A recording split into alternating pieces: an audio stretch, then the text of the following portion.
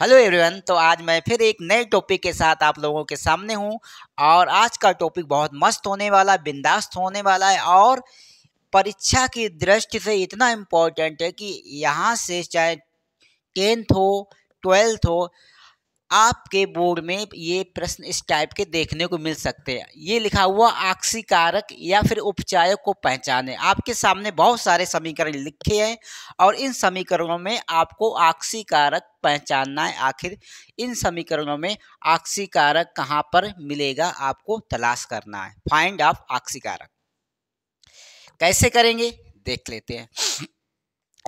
सबसे पहले हमें पता होना चाहिए कि आक्सी कारक की परिभाषा क्या होती है। मान लीजिए कोई भी आपका रासायनिक समीकरण हो और आप इसकी परिभाषा बताने जाए तो आप सीधा सीधा बता दें कि आक्सी कारक उन पदार्थों को, मतलब सीधा बोल देंगे उन पदार्थों को बोलेंगे जिनका अपचयन होता हो। ठीक है, अपचयन। अब कंफ्यूजन वाली बात ये आ गई आपके सामने कि अपचयन क्या होता है।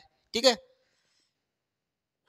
तो बिल्कुल आप घबराएं नहीं। अपचयन समझो वह रासायनिक अपक्रिया जिसमें ऑक्सीजन की हानि हो। इतनी बात आपको याद रखना, वह रासायनिक अपक्रिया जिसमें ऑक्सीजन की हानि हो या फिर हाइड्रोजन का योग हो, तो ऐसी रासायनिक अपक्रिया को हम क्या बोलेंगे, अपचयन बोलेंगे।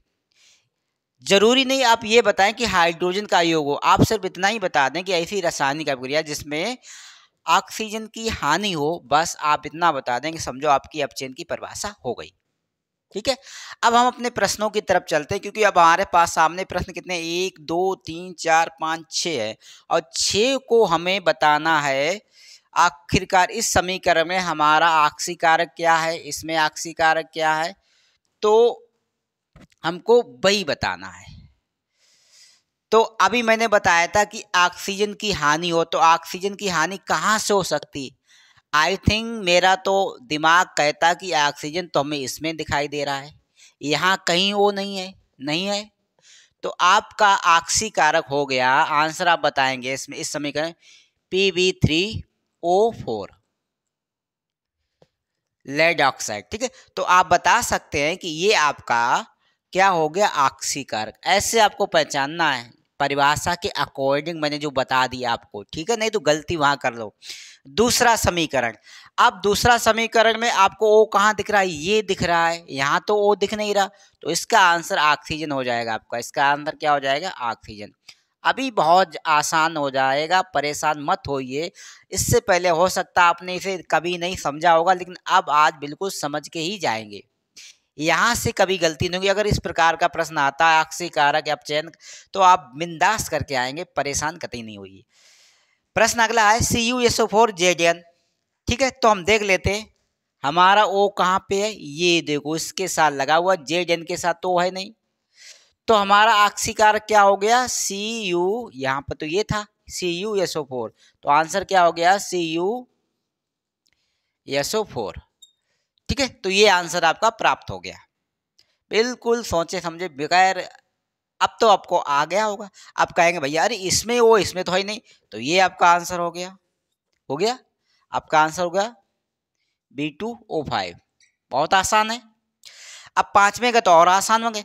भैया देखो इसमें तो एफ ही है, इधर क्या दिखा, ओ दिखा, ओ के पीछे भागो, इसका क्या आंसर है, जल।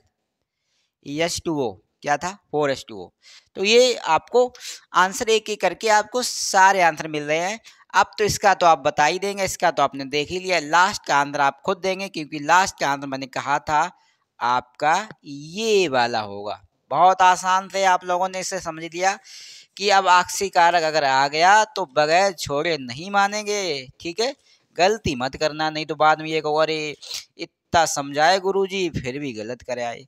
तो बहुत आसान है ऑक्सी कारक निकलना। जहां देखा ओ वहीं कर दिया ऑक्सी कारक, जहां देखा ओ वहीं कर दिया ऑक्सी कारक। ठीक है, गलती मत करना, नहीं तो वहां गलती करे। हो सकता है कि ऑक्सी कारक ना लिख के आए, उपचायक लिख के आए, तो बात आपको अच्छे से याद रखना, उपचायक। कुछ भी हो आपको यही बताना है। ठीक है, तो जिन बच्चों को समझ में आ गया है वो यस लिख के देख, यस लिख दें जरूर कमेंट में, क्योंकि उम्मीद है कि मैंने जो आपको समझाया है वो समझ में आ गया होगा। ठीक है, तो अगले प्रश्न की तरफ चलते हैं हम लोग। तो यहाँ से आप भविष्य में गलती ना करें, क्योंकि कभी कभी यहाँ ये जरूरी नहीं कि यूपी बोर्ड में या किसी अन्य बोर्ड में ये प्रश्न पूछे जाए। कभी कभी कंपटीशन लेवल के भी इस प्रकार के प्रश्न साइंस जो तैयारी करते हैं वहाँ इस प्रकार के प्रश्न देखने को मिल सकते हैं। ठीक है, तो हम अगले प्रश्न की तरफ बढ़ रहे हैं। अब अगला प्रश्न हमारा होगा, बहुत इंपॉर्टेंट है भाई, ध्यान दो से। उदासीनीकरण अपक्रिया।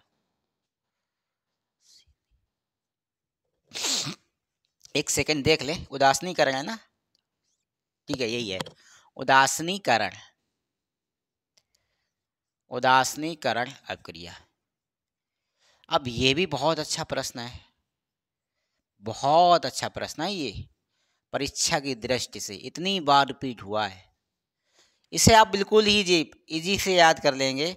आपको बताना, जब अम्ल और क्षार आपस में क्रिया करते हैं, आपको क्या बताना है? जब अम्ल और क्षार, आप अम्ल पढ़े होंगे स्वाद में खट्टे होते हैं, क्षार भी पढ़े होंगे स्वाद में कड़वे होते हैं। अम्ल की क्या विशेषता होती हैं? आप दो विशेषताएं बताएं। एक आप ये बताएंगे कि ये जलीय विलयन में H+ आयन देते हैं, और क्षार की खास बात क्या होती है? ये जलीय विलयन में OH- आयन देते हैं। H जो होते हैं वे धन विद्युतीय होते हैं, मतलब आप अम्ल को धन विद्युतीय बता सकते हो, उसे ऋण विद्युतीय बता सकते हो जो आपके क्षार होते हैं। ऐसी बहुत सारी विशेषताएं हैं। ठीक है, तो परीक्षा में ये चीजें पूछी जाती हैं, तो परीक्षा में जब पूछा जाएगा तो आप आसानी से इसे बता पाएं। ठीक है, अम्ल की खास बात और क्षार की खास बात। फिलहाल तो हम उदासीनीकरण अपक्रिया की तरफ चलते हैं, ये देख लेते हैं हम क्या है आखिर।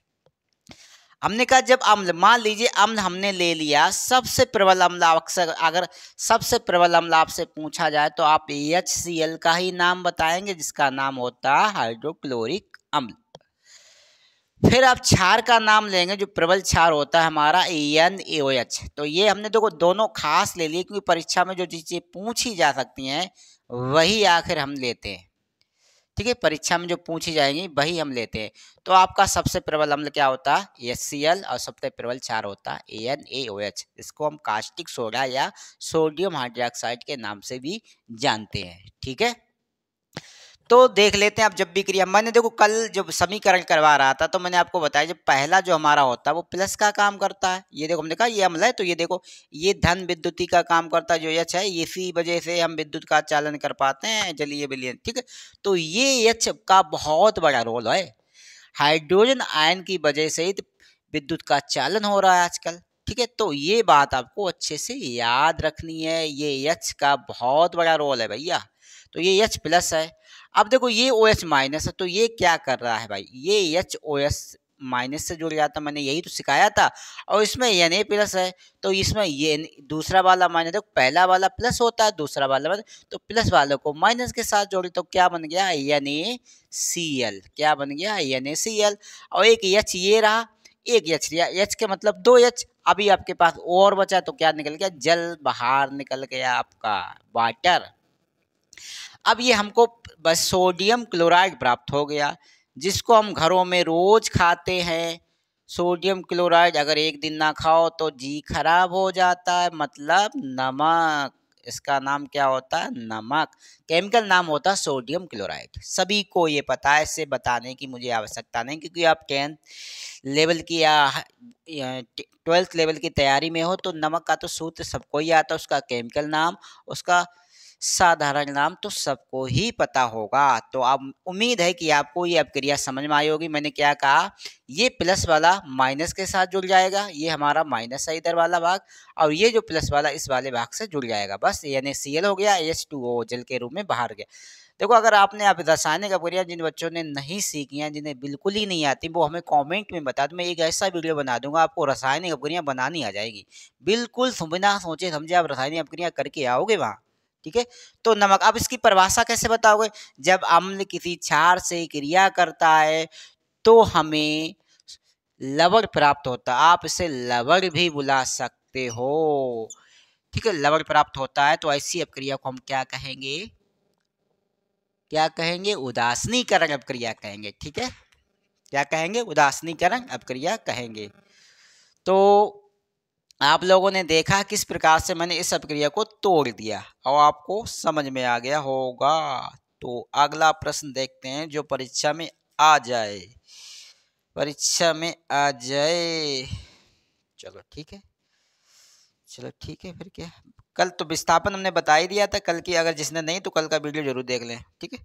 कल का विस्थापन द्विविस्थापन दोनों में मैंने बताया था, वियोजन भी बताया था, ठीक है। वियोजन को भी आप देख लें। चलो इसमें ही एक प्रश्न और बढ़ा लेता हूँ मैं, इसमें ही एक प्रश्न कर लेता हूँ, इसका नाम होगा रासायनिक समीकरण का प्रश्न लेता हूँ मैं, जिसका नाम है, अरे यार मिल तो जा।